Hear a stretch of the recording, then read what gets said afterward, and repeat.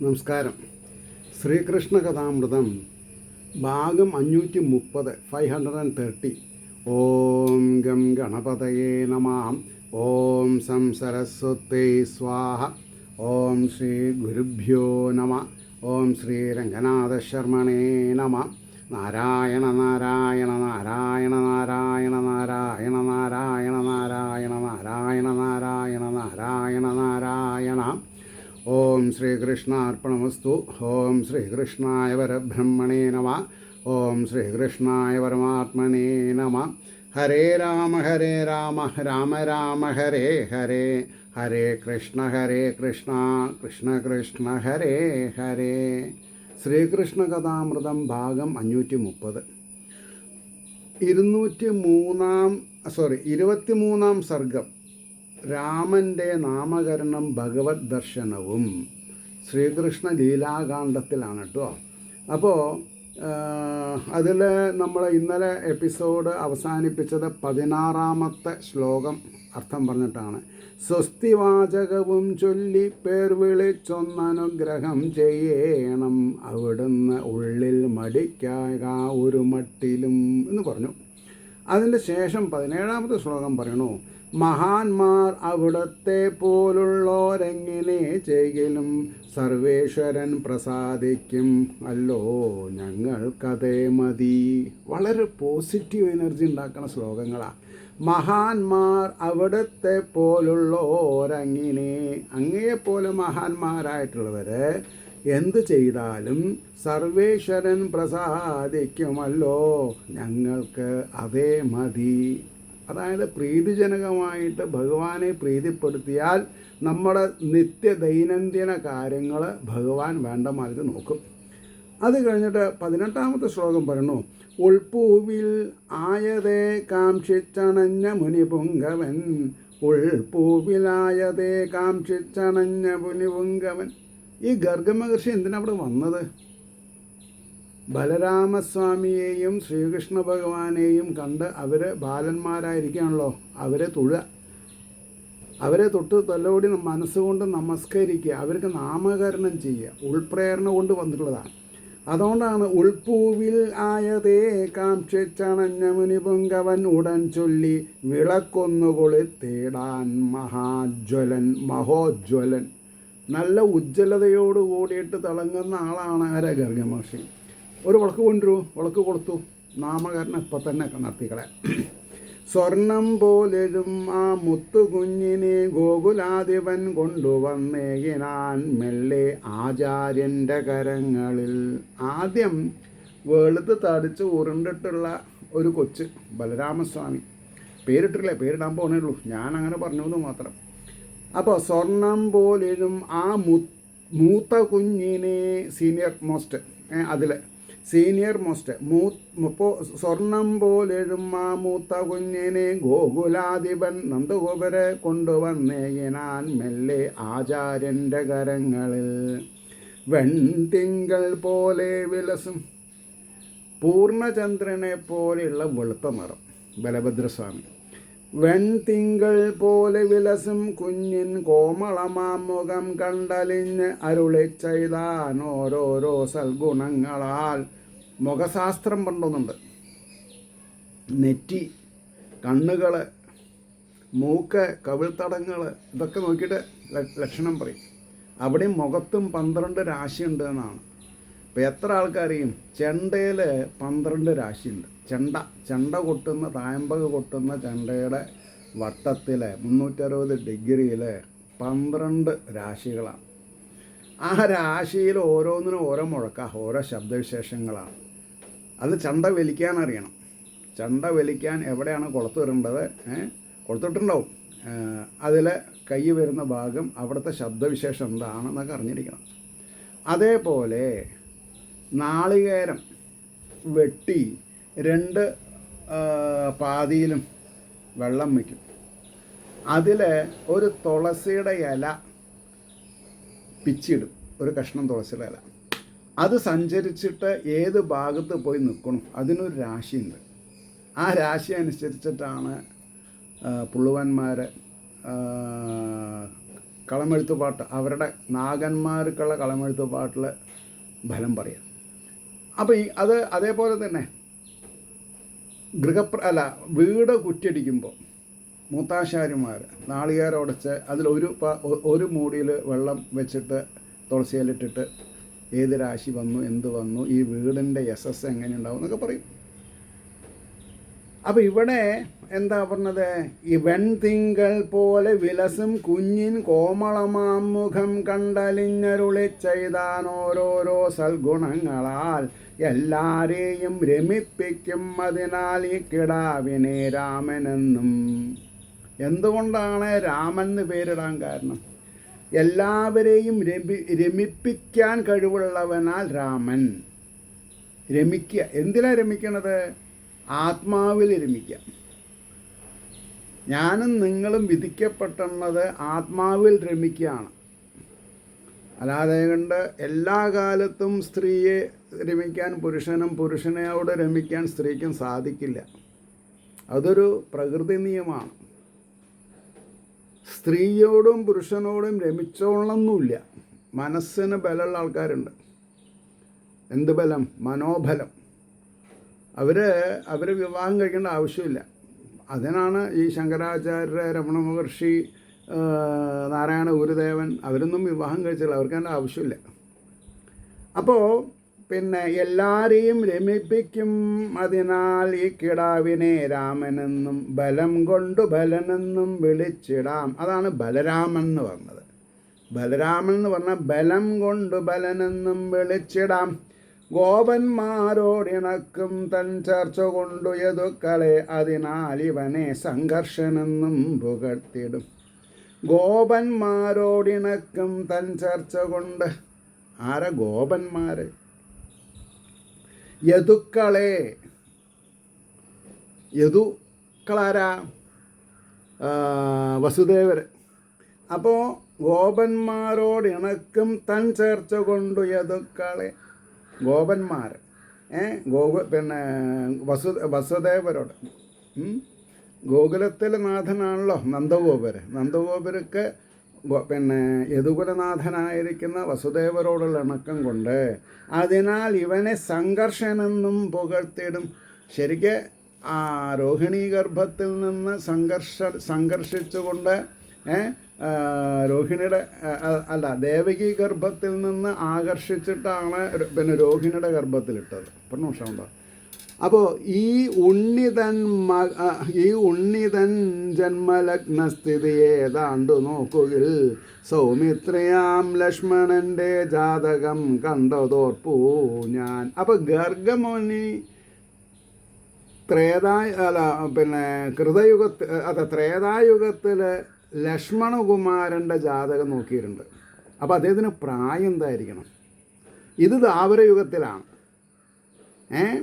അപ്പോൾ ഈ ഉണ്ണിതൻ ജന്മലഗ്നസ്ഥിതിയെ ഏതാണ്ട് ലഗ്നം സ്ഥിതി ചെയ്യുന്നത് ഏതാണ്ട് നോക്കുകിൽ സൗമിത്രിയാം ലക്ഷ്മണൻ്റെ ജാതകം കണ്ടതോർപ്പൂ ഞാൻ. ഹരേ കൃഷ്ണ എന്ന് എഴുതി വെച്ചിരുന്നു ഞാൻ. കണ്ടാൻ മിന്നിത്തിളങ്ങിയിടും കായാമ്പൊളിവർണ്ണനെ എത്രയോ ജന്മങ്ങൾ മുമ്പ് തൊട്ടേ മഹാമതി. എത്രയോ കാലം മുമ്പേ. കാരണം അപ്പോൾ ആ ത്രേതായുഗം കഴിഞ്ഞിട്ടുള്ള ദ്വാപരയുഗത്തിലാണല്ലോ കൃഷ്ണൻ ജനിക്കുന്നത് അവസാനത്തിൽ. അപ്പോൾ കണ്ടാൻ മിന്നിത്തിളങ്ങിയിടും കായാമ്പൂ ഒളിവർണ്ണനെ, കൃഷ്ണനെ എത്രയോ ജന്മജന്മങ്ങൾ മുമ്പ് തൊട്ടേ മഹാമതി. മനസ്സിൽ മണിപീഠത്തിൽ പൂജയ്ക്കും തൻ്റെ നാഥനെ. ശ്രീകൃഷ്ണനെ മനസ്സിൽ വെച്ച് ആരാധിക്കുകയാണ്. മനസ്സിൽ മണിപീഠം. അപ്പോൾ ഈ മണിപീഠം എവിടെയാണ്? മനസ്സിലാണ്. പൂജിക്കും തൻ്റെ നാഥനെ നന്ദനോടിരു കൈ നീട്ടി വാങ്ങി ഭാഗവതോത്തമൻ. അതായത് ഗർഗമുനി ഭാഗവതോത്തമനാണ്. അദ്ദേഹം 2 കൈയും നീട്ടി ശ്രീകൃഷ്ണൻ എന്നുള്ള പേരിടാൻ പോകുന്ന കൊച്ചിനെ വാങ്ങി പാൽ പുഞ്ചിരി പൊഴിച്ചിടും പരമാനന്ദമൂർത്തിയെ. അപ്പോൾ നന്ദഗോപുര കൊടുക്കുമ്പോഴും നന്ദഗോപരുടെ കയ്യിൽ നിന്ന് ഗർഗമുനി വാങ്ങുമ്പോഴും പാൽ പുഞ്ചിരി പൊഴിച്ചിടും പരമാനന്ദമൂർത്തിയെ മഞ്ഞപ്പട്ടു വിരിപ്പിങ്കൽ മിന്നും കൊച്ചു കുഞ്ഞിനെ. ഞാനിവിടെ ഈ ലീലാകാന്ഡം തുടങ്ങി. ലീലാകാന്ഡത്തിൽ മിന്നും മിന്നും എന്നുള്ള വാക്കുകൾ എഴുതി വെച്ചിട്ടുണ്ട്. ഇപ്പോൾ പറഞ്ഞതിൽ 61ാമത്തെ പ്രാവശ്യമാണ് വരുന്നത്. മിന്നും മിന്നും മിന്നും. എനിക്ക് എന്താ അങ്ങനെ തോന്നിയതെന്ന് എനിക്കറിയില്ല. അപ്പോൾ ഇനി 31ാമത്തെ ശ്ലോകത്തിൽ വരും മിന്നും. അപ്പോൾ അത് 62ആയി. പിന്നെ വേറെ 24ാം കാണ്ഡത്തിൽ 9, 11, 12 പിന്നെ 17 അല്ല 17 ഈ മിന്നും വരുന്നുണ്ട്. ഇതൊക്കെ എഴുതി വെച്ചിട്ടുണ്ട്.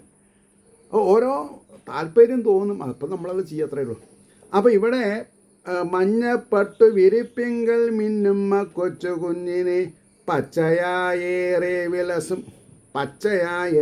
വിലസും പരമാത്മാവിനെ സ്വയം മഹർഷി വര്യൻ മാറോടണച്ചാൻ മണിവർണ്ണനെ. ഒരു ഋഷി ആ കുഞ്ഞിനെ മാറോടണയ്ക്കുക എന്ന് പറഞ്ഞാൽ പരമാത്മ ചൈതന്യം, അകത്തും പുറത്തും പരമാത്മ ചൈതന്യം അവരെ കൂട്ടി ഇണക്കുന്ന പോലെ എന്നൊക്കെ നമുക്ക് പറയാം അല്ലേ. സ്വന്തം മാറോടണയ്ക്കുക. മാറോടണയ്ക്കൽ ശാരീരികമല്ല, ആധ്യാത്മികമാണ്. ഭാര്യ ഭർത്താവിനെ മാറോടണയ്ക്കുക, ഭർത്താവ് ഭാര്യയെ മാറോടണയ്ക്കുക, നമ്മൾ പുത്രീനെ മാറോടണയ്ക്കുക, അമ്മയെ മാറോടണയ്ക്കുക. ഇതൊക്കെ ഡിവൈനാണ്. അതാണ് നമ്മൾ മനസ്സിലാക്കേണ്ടത്. അപ്പോൾ മഹർഷി വര്യൻ മാറോടണച്ചാൻ മണിവർണ്ണനെ കോരിത്തരിച്ചു മെയ്യാകെ കൺകൾ ചിമ്മിയുടൻ മുനി ഇരുന്നാൻ ആ നിലയ്ക്ക് 8-10 നിമിഷം. എങ്ങനെ എത്ര 8-10 നിമിഷമാണ് കണ്ണടച്ച് ഈ കുട്ടീനെ ആലിംഗനം ചെയ്ത് ഇരുന്നത്. ഇപ്പം എന്താ മനസ്സിലായത്? ഗർഗമുനി ലക്ഷ്മണൻ്റെ ജാതകം നോക്കിയിട്ടുള്ള ആള് എത്ര വർഷം ജീവിച്ചിരുന്നു? എന്തിന്? ശ്രീകൃഷ്ണനെ മാറോടണയ്ക്കാൻ വേണ്ടിയിട്ട്. കൊച്ചുപ്രായത്തിൽ കോരിത്തരിച്ചുമയ്യാകെ കൺകൾ ചിമ്മിയുടൻ മുനി ഇരുന്നാൻ ആ നിലയ്ക്ക് 8-10 നിമിഷമങ്ങിനെ യശോദയും രോഹിണിയും തൊഴുകൈ പൂണ്ടു നിൽക്കവേ. അവര് എന്താ ഇപ്പോൾ ഇവിടെ സംഭവിക്കണത് എന്നറിയാതെ കണ്ട് യശോദയും രോഹിണിയും തൊഴുകൈ പൂണ്ടു നിൽക്കവേ നന്ദഗോപാലനുൾ പൂവിലോർത്താൻ കൈകൂപ്പി. ഇങ്ങനെ നന്ദഗോപരുടെ മനസ്സിലൊരു വിചാരധാര വന്നു. മഹാനദികൾ, ആകാശം, സമുദ്രം, പർവ്വതം, വനം, വിചിത്രവർണ്ണമാർന്നേറെ വിലസും പല പക്ഷികൾ, കിടാങ്ങൾ, പൂക്കൾ, നക്ഷത്രം, മഴവില്ലു തുടർന്നവ കണ്ടാൻ മഹാന്മാരുൾ കഷ്ടചിന്തയാൽ മിന്നുമിങ്ങനെ. പിന്നെ മിന്നു എന്നുള്ളത് വന്നു. ആ മട്ട് എന്തോ വിചാരങ്ങൾ പൊങ്ങി വന്നു സമാധിയിൽ. സമാധി 8-10 നിമിഷം സമാധിയിലായിരുന്നു. ആര്? ഗർഗമഹർഷി. ഏതോ ലോകത്തിൽ ദേഹം വിഹരിക്കുന്നു പുണ്യവാൻ. ഏത് ലോകത്തിലാണ് വിവരിക്കുന്നത്? ആധ്യാത്മിക ലോകത്തിൽ, വൈകുണ്ഠ ലോകത്തിൽ വിഘടിച്ച് നിൽക്കുന്ന പഞ്ചഭൂതങ്ങളെ ഒരുക്കിയിട്ടിട്ടുള്ള മണ്ണിൽ ഇനില നേടണം, മണ്ണിൽ ഈ നില നേടണം, ഭൂമിയിൽ ഈ നില നേടണം. 3ാമത്തെ പ്രാവശ്യം എനിക്ക് വാക്കുകൾ കിട്ടിയത്. മണ്ണിൽ ഈ നില നേടേണം മർത്യനെന്നോതിമല്ലവേ. മരണം സ്വാഭാവികമായിട്ടുള്ള മർത്യൻ സമാധി അനുഭവിക്കണം. സമാധി എന്ന് പറഞ്ഞാൽ ജീവിച്ചിരിക്കുമ്പോൾ തന്നെ ഭക്തനും ഭക്തിയും ഭഗവാനും കൂടിയിട്ട് ഒന്നായി തീർന്നതിനാണ് സമാധി, തുര്യാവസ്ഥ എന്നൊക്കെ പറയാം. അപ്പോൾ മണ്ണിൽ ഈ നില നേടേണം മർത്യനെന്നോതി മെല്ലവേ മുനിതൻ മുഖവും നോക്കി നിന്നാർമിണ്ടാതെ മൂവരും.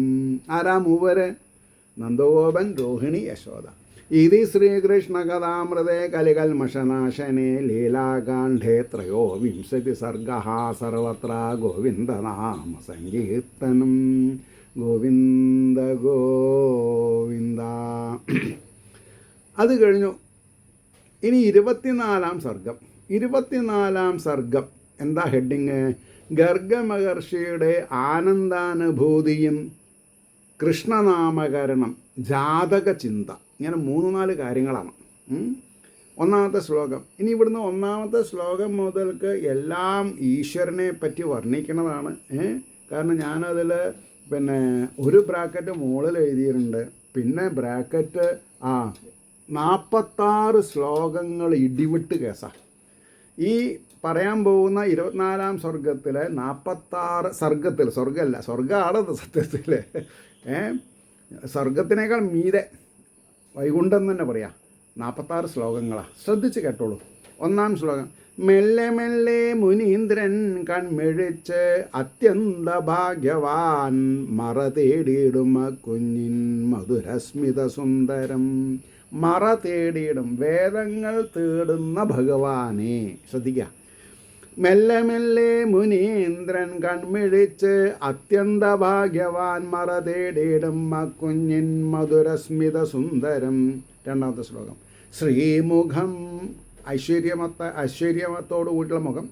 ശ്രീമുഖം നോക്കിയേ നിന്നാൻ ആനന്ദാകുലമാനസൻ. ഗർഗമഹർഷിയെ വർണ്ണിക്കുകയാണ്. ആനന്ദാകുലമാനസൻ മുറ്റിത്തഴച്ചിരുണ്ടുള്ള ഗുണകുന്തള കാന്തിയും. മുറ്റിത്തഴച്ച് ഇരുണ്ടുള്ള നല്ല സ്പ്രിങ് പോലെയുള്ള തലമുടി, അതിങ്ങനെ കുറുനരയായിട്ട് നെറ്റിയിൽ അലങ്കരിച്ചെന്നാണ്. ശ്രീമുഖം നോക്കിയേ നിന്നാൻ ആനന്ദാകുലമാനസൻ മുറ്റിത്തഴച്ചിരുണ്ടുള്ള കുനുകുന്തള കാന്തിയും. കസ്തൂരി തിലകത്തിനും അഴകേറ്റിയ നെറ്റിയും. കസ്തൂരി തിലകത്തിന് അഴകേറ്റുന്നത് നെറ്റിയാണ്, അല്ലാണ്ട് കസ്തൂരി തിലകം ഭഗവാന്റെ നെറ്റിക്കല്ല അഴക് കൊടുക്കുന്നത്. ഇതാണ് നമ്മൾ മനസ്സിലാക്കേണ്ടത്. കസ്തൂരി തിലകത്തിനും അഴകേറ്റിയ നെറ്റിയും പൂവില്ലിൻ പുകൾ പോക്കുന്ന പുരികത്തിൻ ഭംഗിയും. പൂവില്ല്, കാമദേവൻ്റെ വില്ലെന്നർത്ഥം. പൂക്കളെ കൊണ്ടാണ് വില്ലുണ്ടാക്കിയിട്ടുള്ളത്. അതുകൊണ്ട് പൂവില്ലിൻ പുകൾ പോക്കുന്ന പുരികത്തിൻ്റെ ഭംഗിയും കരിമീനങ്ങളോടൊത്ത കാതോളം നീണ്ട കണ്ണുകളും. കരിമീനിൻ്റെ കണ്ണ് പോലെ. കാരണം ഇയാൾ ആൾ കറുത്തതല്ലേ, ശ്രീകൃഷ്ണൻ. ആ കറുപ്പിൻ്റെ അഴകുണ്ട്. ആ കരിമീൻ കണ്ണാളെ അല്ലേ, കരിമീനങ്ങളോടൊത്ത കാതോളം നീണ്ട കണ്ണുകളും. തിരുനാസികതൻ ചേലും മൂക്ക്, തിരുനാസികതൻ ചേലും ഭംഗി. അധരത്തിൻ്റെ ശോഭയും, അധരത്തിൻ്റെ ശോഭയും. കിളിർക്കും കിക്കിരിപ്പല്ലിൻ കീർത്തി നേർക്കിരണങ്ങളും, കീർത്തി നേർക്കിരണങ്ങളും. തന്മയിൽ പൂവിടും കൊച്ചു ചെന്തളിർ ചരണങ്ങളും. ഭഗവാനെ വർണ്ണിക്കുകയാണ്. കിളിർക്കും കിക്കിരിപ്പല്ലിൻ കീർത്തി നേർക്കിരണങ്ങളും. തന്മയിൽ പൂവിടും കൊച്ചു ചെന്തളിർ ചരണങ്ങളും. മഹാമുനിക്കുടൻ കണ്ണീരൊഴുകി ധാരധാരയാ. ഇത്രത്തോളമായപ്പോൾ ആ 5 ശ്ലോകങ്ങളെ കൊണ്ട് ഭഗവാനെ വർണ്ണിച്ചു. മഹാമുനിക്കുടൻ കണ്ണീരൊഴുകി ധാരധാരയായി താടിയിൽ കൂടി ഊർന്ന ഊറ്റി വിളങ്ങി തിരുമേനിയിൽ. താടി കൂടെ പരപരാന്ന് ശരീരത്തിലേക്ക് കണ്ണീര്, ആനന്ദ കണ്ണീര്. പച്ചില പൂവിൽ മിന്നീടും തൂമുത്തുമണി പോലവേ. ശ്രദ്ധിക്കുക. പച്ചില പൂവിൽ മിന്നീടും തൂമുത്തുമണി പോലവേ. അതിൻ പകരമായാണോ പാൽ പുഞ്ചിരി പൊഴിച്ചുടൻ. അപ്പം തൻ്റെ ശരീരത്തിൽ തൻ്റെ കണ്ണിൽ നിന്ന് ഉതിർത്ത് വീഴുന്ന ആനന്ദ കണ്ണീരിനെ വെല്ലുന്ന ഭഗവാന്റെ പുഞ്ചിരി. അതിൻ പകരമായാണോ പാൽ പുഞ്ചിരി പൊഴിച്ചുടൻ മഹർഷിതൻ മരവിരി നനച്ചാനൻ മഹാപ്രഭു. എൻ മഹാപ്രഭു. ഇതിപ്പോൾ ആരാ പറഞ്ഞത്? നന്ദഗോപുരാണ് പറഞ്ഞത്. നന്ദഗോപുര എന്താണ് കാണണത് അതാണ് പറഞ്ഞത്. മഹർഷിതൻ മരവിരി നനച്ചാനൻ മഹാപ്രഭു. ആലോചിച്ച് നോക്കൂ. ഓർത്താൻ ആചാര്യനുൾക്കാമ്പിൽ വീണ്ടും ശ്രീ ഗർഗമാമുനി. അദ്ദേഹം പിന്നെയും വിചാരധാരയിലേക്ക് പോവാണ്. അന്തര്യാമി സ്വരൂപത്തിൽ അകതാരിൽ വിളങ്ങുവോൻ. ആ വിളങ്ങുവോൻ എന്നുള്ളത് മിന്നുന്നുള്ളതാണ് വാക്കന സമാണ്. അതാണ് ഞാൻ 63 എന്ന് എഴുതിയിട്ടുണ്ട് അവിടെ. അന്തര്യാമി കൂടസ്ഥൻ, സർവജീവ ഗുഹാശയൻ ഭഗവാൻ. അന്തര്യാമി സ്വരൂപത്തിൽ അകതാരിൽ വിളങ്ങുവോൻ. ആശ്രയിപ്പോരെ എന്നെന്നും കാത്തുരക്ഷിച്ചു മിന്നുവോൻ. ഇത് പറയുമ്പോൾ ഒരു അനുഭവകഥ, ഇന്നുണ്ടായ ഒരു അനുഭവകഥ. എൻ്റെ ഒരു റിലേറ്റീവിൻ്റെ ഫാദറിനുള്ള 75 വയസ്സായി. 75, അതെ 75 80 ഉണ്ടാവും. ഒന്നരാടം ഡയാലിസിസ് ചെയ്യാണ് കഴിഞ്ഞ 3 കൊല്ലമായിട്ട്. 3 കൊല്ലം തുടങ്ങുമ്പോൾ ആഴ്ചയിൽ ഒരു പ്രാവശ്യമായി, പിന്നെ 3 ദിവസം കൂടും, 4 ദിവസം കൂടും, 5 ദിവസം കൂടുമ്പോഴായി, പിന്നെ 4 ദിവസം കൂടുമ്പോഴായി, പിന്നെ 3 ദിവസം കൂടുമ്പോഴായി. ഇപ്പോൾ ആൾട്ടർനേറ്റീവ് ഡേയ്സിൽ എങ്ങനെയായാലും ഇന്ന് കാലത്ത് 4 മണിക്ക് അദ്ദേഹം മരിച്ചു. അപ്പോൾ അദ്ദേഹത്തിൻ്റെ മകളെ എൻ്റെ റിലേറ്റീവ് വിവാഹം കഴിക്കണേനൊക്കെ ഞാൻ പങ്ക് കൊണ്ടിട്ടുണ്ട്. അപ്പോൾ എനിക്കിപ്പോൾ 43 വർഷമായി വിവാഹം കഴിഞ്ഞിട്ട്. അപ്പോൾ നല്ല ബന്ധമാണ്. ഞാൻ പോയി. അപ്പോൾ സാധാരണ ഞാൻ ഒരു രണ്ട് ATM കാർഡുണ്ട്. ഒന്ന് പിന്നെ പെൻഷൻ, പിന്നൊന്ന് വീട് പണിക്ക് അല്ലെങ്കിൽ റിനോവേഷനൊക്കെ മക്കളയക്കണ പണം. അതൊരു ഡൊമസ്റ്റിക് അക്കൗണ്ട് കൊണ്ട് അതൊന്നുണ്ട്. ചുരുക്കി പറഞ്ഞാൽ പേഴ്സിൽ ചില്ലറ കാശ് മാത്രമേ ഉള്ളൂ, വേറെ കാശൊന്നുമില്ല. അപ്പോൾ എന്നാൽ കാശ് എടുക്കണം. അപ്പോൾ കാർഡിൻ്റെ കവറില്ല, കവറ് കീറിയണു. കവറും കുറച്ച് ചില്ലറ പൈസ ഉള്ളത്, ചില്ലറ പൈസ വെച്ചാൽ നോട്ട് 10, 20, 50 അത്രയേ ഉള്ളൂ. ഒരു 100 നോട്ടുണ്ട്. അത് വെച്ചു. അതിൽ ഞാൻ ഫോണും വെച്ചു. നല്ല മഴക്കാറ്. 20 കിലോമീറ്റർ ഓടണം. 20 കിലോമീറ്റർ ഓടി. ചെറിയ റോഡാണ്. കുറച്ച് ഈ വീട്ടിൽ നിന്ന് ഒരു 1.5 ഫർലോങ് നീങ്ങി കുറച്ചൊരു സൈഡുള്ള സ്ഥലത്ത് വണ്ടി ഒതുക്കിയിട്ടു.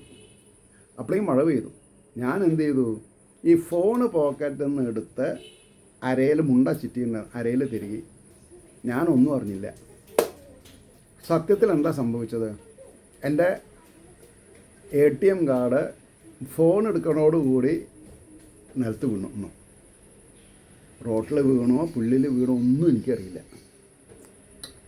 ഞങ്ങൾ മഴ നനഞ്ഞ് ഈ വീട്ടിലെത്തി. ദുഃഖാചാരത്തിൽ പങ്കെടുത്തു. ഒരു അരമണിക്കൂർ ഞങ്ങളവിടെ സ്പെൻഡ് ചെയ്തു.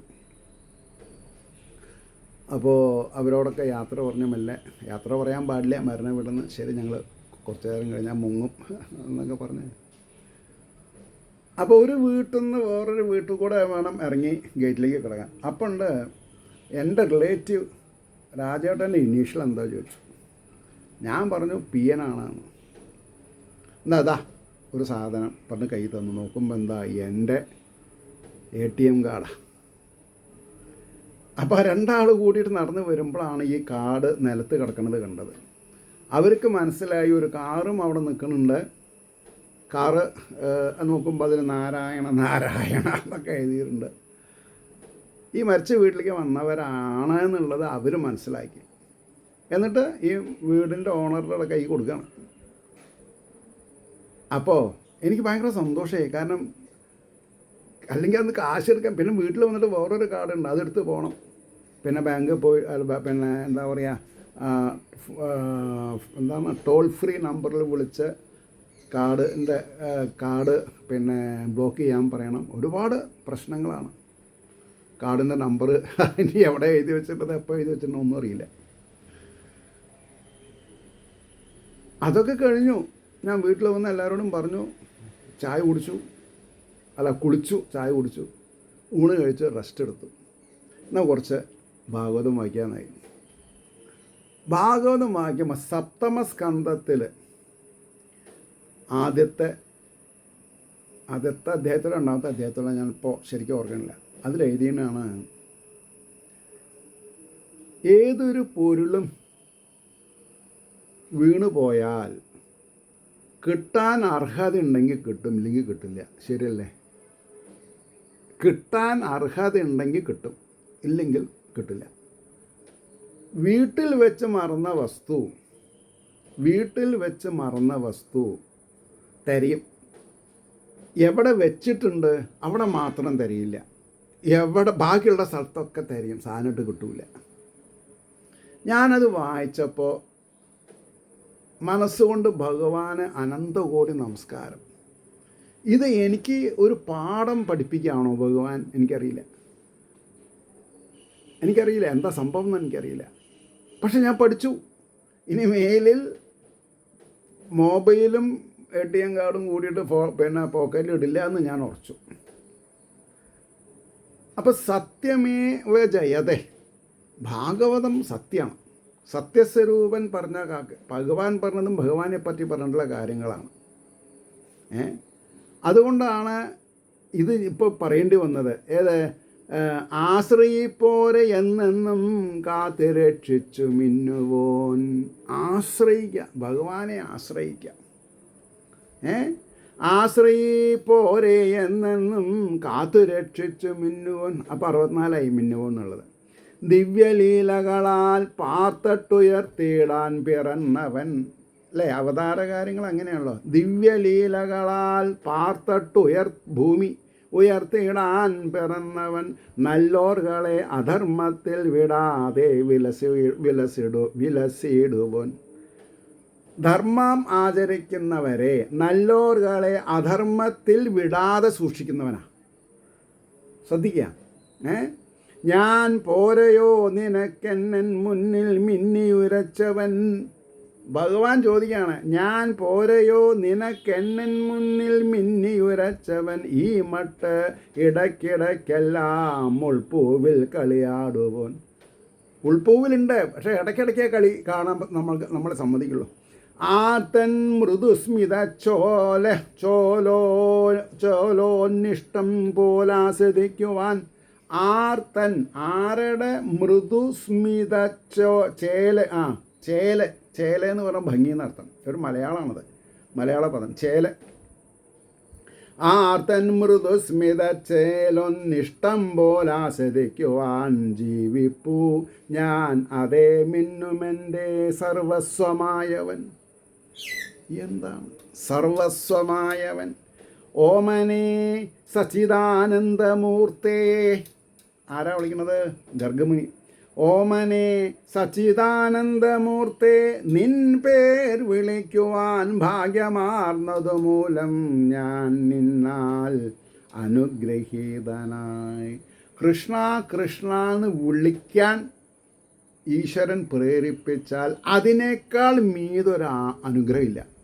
കൃഷ്ണ കൃഷ്ണ, രാമ രാമ, കൃഷ്ണ കൃഷ്ണ, രാമ രാമ, രാമ രാമ, കൃഷ്ണ കൃഷ്ണ. അതന്നെയാണ് ഹരേ രാമ രാമ, രാമ രാമ ഹരേ ഹരേ, ഹരേ കൃഷ്ണ കൃഷ്ണ, കൃഷ്ണ കൃഷ്ണ ഹരേ ഹരേ എന്ന് ജപിക്കാൻ ഭാഗ്യമുണ്ടായാൽ അതിനേക്കാൾ വലിയൊരു ലോട്ടറി ഇല്ല. അനശ്വരമായ ലോട്ടറിയാണത്. നശ്വരമല്ല, അനശ്വരമായിട്ടുള്ളത്. മോമനെ സച്ചിദാനന്ദമൂർത്തേ, നിൻ പേർ വിളിക്കുവാൻ ഭാഗ്യമാർന്നതു മൂലം ഞാൻ നിന്നാൽ അനുഗ്രഹീതനായി. ഈ മട്ട് ഓർത്ത് ആ മഹാഭാഗവൻ ആനന്ദാശ്രു പൊഴിക്കവേ. ഇനി എന്താ വേണ്ടത്? ഈ മട്ട് ഓർത്ത് ആ മഹാഭാഗൻ ആനന്ദാശ്രു പൊഴിക്കവേ, ഉണ്ണിത്തൃക്കൈകളാൽ താടി വലിച്ചാൻ പൈതൽ മെല്ലവേ. അല്ലേ? പേരിടാൻ മടിയിലിരുത്തിയിട്ടുള്ള ആളെ കൈ ഉയർത്തി തൻ്റെ താടി ഒന്ന് പിടിച്ച് വലിച്ചു. What ever you feel is my blessing എന്നുള്ളത് ആലോചിച്ച് നോക്കൂ. ഈ മട്ടോർത്ത് ആ മഹാഭാഗവൻ ആനന്ദാശ്രു പൊഴിക്കവേ, ഉണ്ണിത്തൃക്കൈകളാൽ താടി വലിച്ചാൻ പൈതൽ മെല്ലവേ. ഉത്തരീയാഞ്ചലം കൊണ്ടു മുനീന്ദ്രൻ കൺകളൊപ്പിയും. ഉത്തരീയത്തിൻ്റെ അറ്റം കൊണ്ട് മുനീന്ദ്രൻ തൻ്റെ കൺകളെ ഒപ്പിയും. ഉത്തരീയാഞ്ചലം കൊണ്ടു മുനീന്ദ്രൻ കൺകളൊപ്പിയും, ഇടറിപ്പോയതാം ഒച്ചയൊട്ടൊന്നു ശരിയാക്കിയും. നമ്മളിങ്ങനെ കണ്ടുകൊണ്ട് നിൽക്കണം.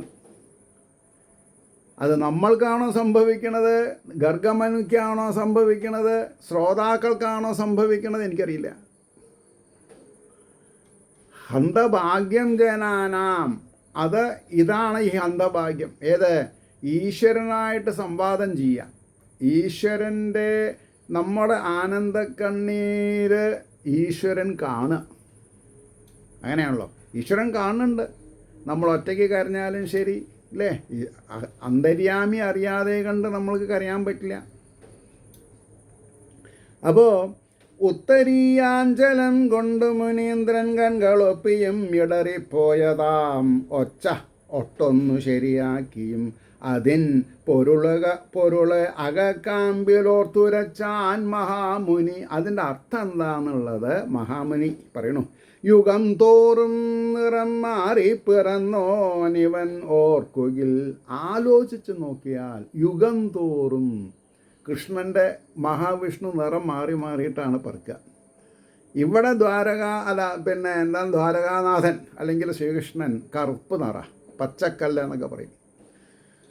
എന്നാൽ ഭഗവാൻ ചുവപ്പ് നിറത്തിലും വന്നിട്ടുണ്ട്, വെള്ള നിറത്തിലും വന്നിട്ടുണ്ട്. അതാണ് യുഗം തോറും. അപ്പോൾ ഇടറിപ്പോയതാം ഒച്ച ഒട്ടൊന്നു ശരിയാക്കിയും അതിൻ പൊരുൾ അകക്കാമ്പിലോർത്തുരച്ചാൻ മഹാമുനി. യുഗം തോറും നിറം മാറി പിറന്നോനിവൻ ഓർക്കുകിൽ. എന്താ? ശ്യാമവർണ്ണത്തിൽ ഇന്ന് ഇപ്പോൾ അത്യന്തരമണീയനായി. കറുത്തിരുണ്ട വർണ്ണത്തിൽ, ശ്യാമവർണ്ണത്തിൽ ഇന്നിപ്പോൾ അത്യന്തരമണീയനായി മഹാഭാഗ്യത്തിനാൽ മണ്ണിൽ വിളയാടുന്നു നിന്മകൻ എന്ന് നന്ദഗോപുരെ നോക്കിയിട്ട് പറയാണ്. നിന്മകൻ മഹാഭാഗ്യത്തിനാൽ മണ്ണിൽ വിളയാടുന്നു നിന്മകൻ. അപ്പോൾ അവിടെ വിളയാടുക എന്നുള്ളത് മിന്നലൊക്കെ ഒന്നാണ്. അപ്പോൾ 67 തൊട്ടിട്ടുണ്ട്. എനിക്ക് കുറച്ച് നേരത്തെ എന്താണെന്നുള്ളത് മനസ്സിലായിട്ടുണ്ടായിരുന്നില്ല. അപ്പോൾ 24ാമത്തെ സർഗ്ഗമാണല്ലോ പറയേണ്ടത്. അപ്പോൾ എങ്ങനെ ഇതൊക്കെ തോന്നിയത് ചോദിച്ചാൽ എനിക്കറിയില്ല. അപ്പോൾ ആദ്യം ഇങ്ങനെ വരുമ്പോൾ അത് നമ്പർ ചെയ്യണമെന്ന് തോന്നിക്കാണും. ഇനിയിപ്പോൾ എത്രയാണ് ഞാൻ നമ്പർ ചെയ്തിട്ടുള്ളത്? 88 എന്നൊക്കെ പറഞ്ഞിട്ട് ഇങ്ങനെ പോകുന്നുണ്ടത്. മനസ്സിലായില്ലേ? 131 വരെ ഇതിൽ കാണുന്നുണ്ട്. പിന്നെ മിന്നൽ ഉണ്ട്. 140 കാണുന്നുണ്ട്.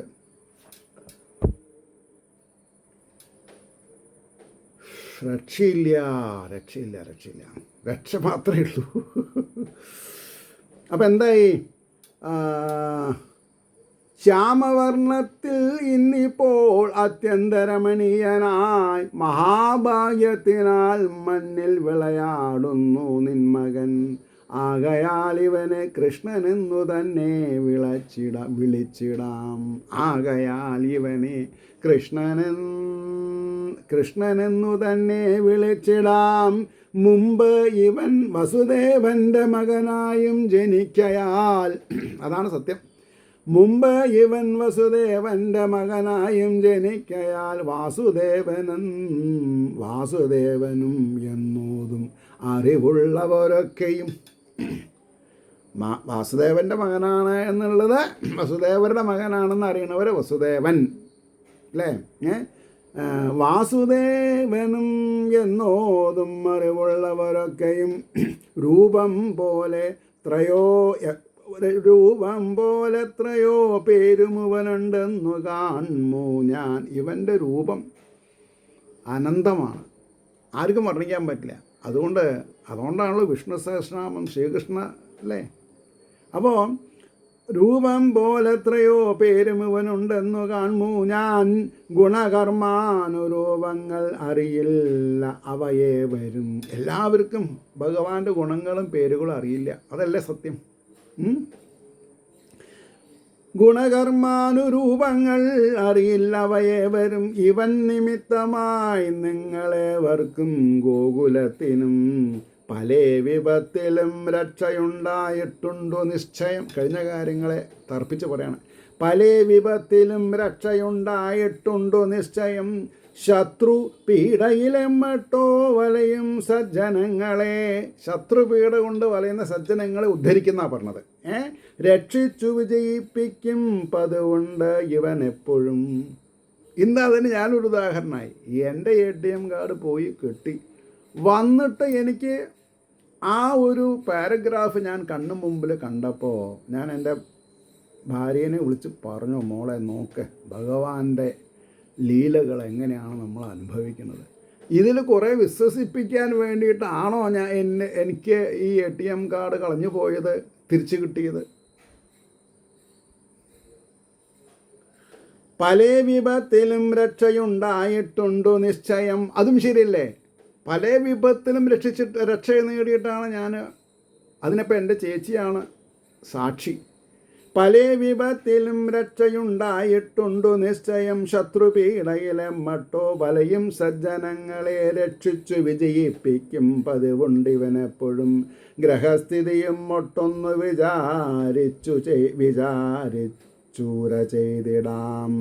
വിചാരിച്ചു ചെയ്തിടാം എന്നാണ് അവിടെ ഒരു വാക്ക്, ഒരു അക്ഷരം പോയിട്ടുണ്ട്. അത് കണ്ടുപിടിക്കാനുള്ള ശക്തി എനിക്ക് തന്നത് എൻ്റെ ഗുരുനാഥനാണ്. കാരണം ഈ കിളിപ്പാട്ട് ഭാഗത്തിൽ 2000 ചില്ലാം അക്ഷര പെശകുകൾ കണ്ടുപിടിച്ചുള്ള ആളാണ് അദ്ദേഹം. അതിൻ്റെ ഒരു ഗുരുത്വം എനിക്കും കിട്ടി. അപ്പോൾ ഇവിടെ വിചാരിച്ചൂര ചെയ്തിടാം, ഒരു രാ എന്നുള്ളതാണ് ചേർത്താൽ മതി. അതെന്താണെന്നുള്ളത് നമുക്ക് നാളെ പറയാം. ഏവർക്കും ശ്രീഹരിയുടെ അനുഗ്രഹാശിസ്സുകൾ നിർലോഭമുണ്ടാവട്ടെ എന്ന് പ്രാർത്ഥിച്ചുകൊണ്ട് വാക്കുകൾ ചുരുക്കുന്നു. നമസ്കാരം. നാളെ കാണാം.